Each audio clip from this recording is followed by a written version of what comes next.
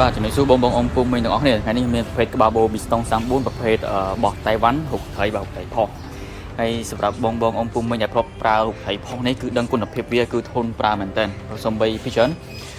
ពីមុនគឺពីច្រើនលេខតូចបាទឥឡូវមានលេខធំប៊ីស្តុង34ហើយសម្រាប់បងប្អូនពុំមិញប្រើមកត្រាស់អីដែលអត់ធានាអីគឺអាចមើលប្រភេទនេះបានតែចេញមកថ្មីបាទរូបត្រីតែម្ដងមកនេះគឺធន់ប្រើបាទហើយខ្លាំងកម្លាំងទឹកគឺខ្លាំងហើយសូម្បីកំប៉ុងទឹកនេះគឺធំជាងធម្មតាដែរបាទពូ model នេះមកឈុតមកកេះវានេះគឺមកភ្ជាប់ជាមួយនឹងធ្វើសកូទឹកមួយឈុតបាទមករូបត្រីតែម្ដងបោះសៀនតែម្ដងហើយនេះសម្រាប់ដាក់សេរីទឹកខាងលើនេះបាទកន្លែងសេរីទឹកហើយជាមួយនឹងខ្ចៅមួយឈុតតម្រងមកគ្រាប់បាទតម្រងធ្ងន់មែនទេបាទដៃប្រភេទដៃចាក់បាទតម្រងហ្នឹងហើយជាមួយនឹងបលីនេះប្រអប់បលីហើយមួកមួយហើយនឹងនេះបាទកាតាឡុកហើយនឹងនេះទីយោបឺតទឹកមករៀងវែងដែរទីយោនេះរៀងវែងដែររៀងវែងពុះសមដែរហើយជា2ម៉ែត្រជិត3ម៉ែត្រ